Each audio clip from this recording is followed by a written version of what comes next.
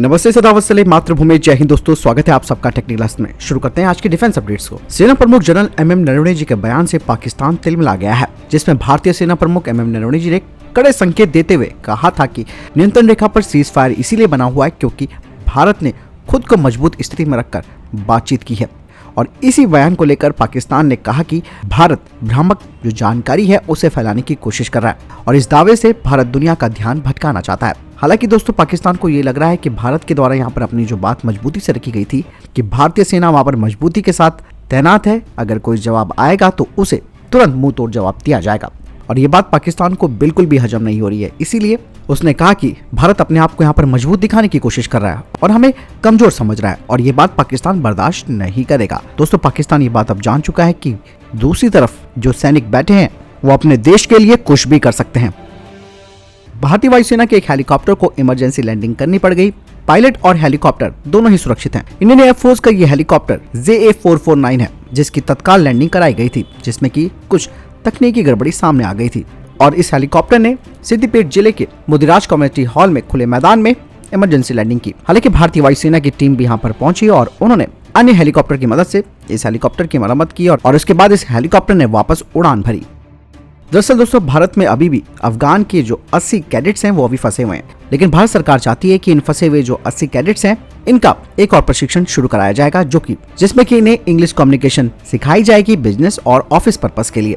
और ये प्रशिक्षण प्रोग्राम जो है वो 7 फरवरी से शुरू होगा और इन कैडेटों को 3 अलग अलग संस्थानों में रखा जाएगा। ये नहीं, इसके अलावा इन्हें वहाँ पे कमेंडेशन यानी कि आवास, मासिक भत्ता भी दिया जाएगा। दरअसल भारतीय सेना इन अफगानों को काउंसलिंग भी प्रदान करती है और फिर इन्हें किसी तीसरे देश में जाने की सहायता भी करती है।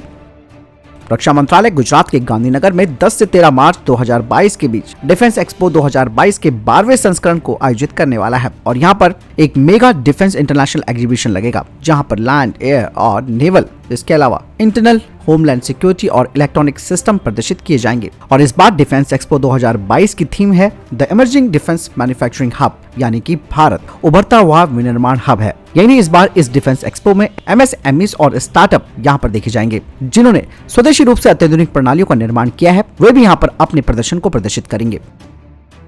लद्दाख सेक्टर में K9 हाविजर को सफलतापूर्वक तैनात और परीक्षण करने के बाद भारतीय सेना अब चीन के साथ लाइन ऑफ एक्चुअल कंट्रोल के मध्य और पूर्वी क्षेत्र में उच्च ऊंचाई वाले पहाड़ों में K9 वज्र हाविजर की तैनाती की योजना बना रही है। भारतीय सेना ने पिछले साल मार्च-अप्रैल के दौरान सीमा में लद्दाख में पूर्वी लद्दाख सेक्टर के साथ साथ भारत में निर्मित तोपों को तैनात किया था और उन क्षेत्रों में इसे बहुत प्रभावी भी पाया गया, जहां वो उच्च गति से आगे बढ़ सकते हैं और अग्रिम क्षेत्रों में जल्दी से पहुंच सकते हैं। बताया जा रहा है कि तोपों का परीक्षण बहुत सफल रहा और जैसे कि आप सभी को मालूम है कि भारत ने 200 और हाविजर का ऑर्डर भी दिया है और इन्हें उत्तराखंड समेत मध्य क्षेत्र में, उच्च ऊंचाई वाले पहाड़ी क्षेत्र में और सिक्किम से लेकर अरुणाचल प्रदेश समेत पूर्वी क्षेत्रों में तैनात किया जाएगा, जहां भक्तरबंद वाहनों को तेजी से ले जाया जा सकता है। लद्दाख में रेजिमेंट ने अत्यधिक सर्दियों की परिस्थितियों में हाविजर संचालित करने के लिए विशेष टेंट और सुविधाओं का भी निर्माण किया है। सेल्फ प्रोपेल्ड गन की मारक क्षमता 38 किलोमीटर है, लेकिन ये पूर्वी लद्दाख में 16,000 फीट की ऊंचाई तक के पहाड़ों में 50 किलोमीटर दूरी पर लक्ष्य को सफलतापूर्वक मार गिरा सकती है।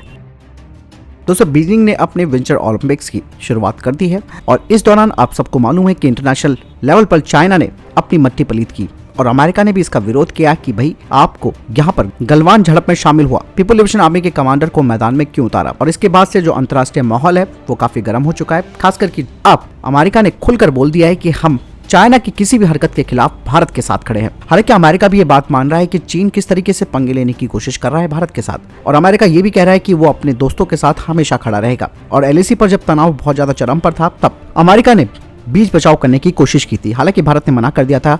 साफ तौर पर भारत का भी कहना था कि ये 2 देशों का मुद्दा है, उसे हम ही निपटाएंगे। ऐसे में भारत ने रशिया को भी दरकिनार कर दिया था।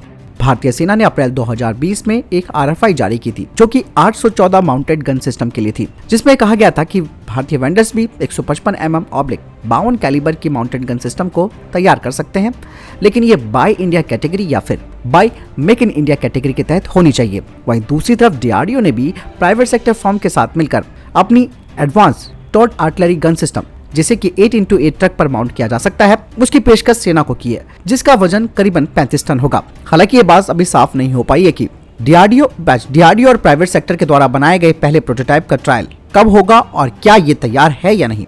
वहीं दूसरी तरफ धनुष हाउसर पर आधारित माउंटेड गन सिस्टम को जिसे कि गन गैराज फैक्ट्री ने बनाया है, उन्होंने वे भी इस कंपटीशन में दूसरे रनर के तौर पर है।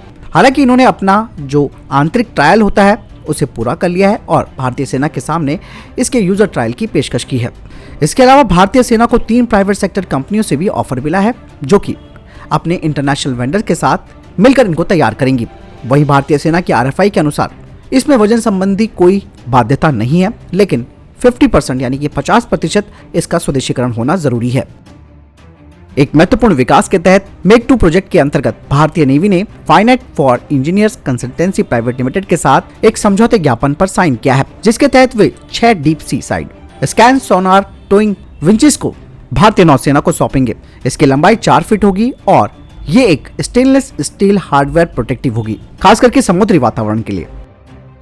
अमेरिका की एयरफोर्स ने अपने F-15EX से अपने F-15EX फाइटर जेट से मैक 4 क्षमता वाली 160 किलोमीटर रेंज वाली 120D advance medium range air to air missile का सफल परीक्षण किया है, जिसने कि BQM-167 टारगेट को निशाना बनाया।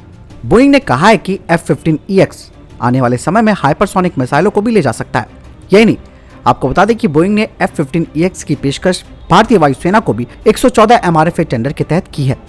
आपको बता दें कि F-15EX फाइटर जेट के पहले बैच में जनरल इलेक्ट्रिक का F110 इंजन लगाया जाएगा। हालांकि भारत ने भी F-15EX के लेटेस्ट वेरिएंट के बारे में जानकारी दी है। दोस्तों, भारत अब चांद पर लैंडिंग का अधूरा सपना पूरा करने के लिए तैयार हो चुका है। इसरो ने अगले अभियान के लिए कमर भी कस ली है और अगस्त में इसी साल इसरो चंद्रयान 3 को लॉन्च करने वाला है। इस बारे में केंद्रीय विज्ञान एवं प्रौद्योगिकी राज्य मंत्री जितेंद्र सिंह ने जानकारी दी है। चंद्रयान 2 से मिली सीख और राष्ट्रीय स्तर में विशेषज्ञों के सुझाव के आधार पर चंद्रयान 3 का काम प्रगति पर है। कई हार्डवेयर और उससे संबंधित जो टेस्ट होते हैं उन्हें सफलतापूर्वक कर लिया गया है। अगस्त 2022 में यान को लॉन्च किया जाएगा। साथ ही इस साल इसरो के अन्य अभियानों के बारे में भी जानकारी बताई गई है। कहा जा रहा है कि 2022 में इसरो ने कुल 19 अभियान लॉन्च करने की योजना बनाई है। इनमें से 8 लॉन्च व्हीकल मिशन, 7 अंतरिक्षयान मिशन और 4 टेक्नोलॉजी डेमोन्स्ट्रेटर के रूप में मिशन किए जाएंगे। इसरो ने जुलाई 2019 में चंद्रयान 2 को लॉन्च किया था। ऑर्बिटर, लैंडर और रोवर के रूप में इसके 3 हिस्से थे।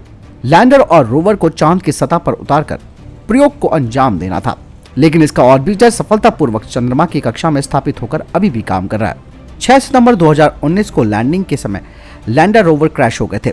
चंद्रयान 3 इसी मिशन के अधूरे काम को पूरा करने वाला है और अब नए मिशन में केवल लैंडर और रोवर भेजे जाएंगे और ऑर्बिटर का काम चंद्रयान 2 के साथ भेजा गया जो ऑर्बिटर है वही काम करता रहेगा।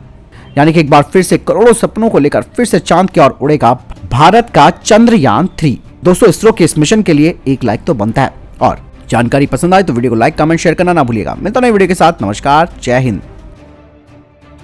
तो दोस्तों, ये थे अभी तक के टॉप डिफेंस और स्पेस अपडेट। वीडियो के संबंध में कोई प्रश्न, जवाब या आपका कोई सवाल है कमेंट सेक्शन में लिखकर जरूर बता सकते हैं। मिलता हूं नए वीडियो के साथ। जय हिंद, वंदे मातरम।